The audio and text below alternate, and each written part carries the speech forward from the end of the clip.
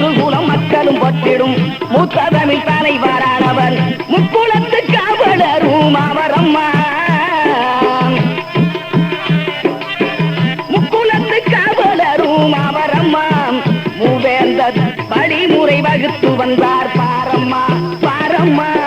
மூவேந்தர் வழிமுறை வகுத்து வந்தார் பாரம்மா.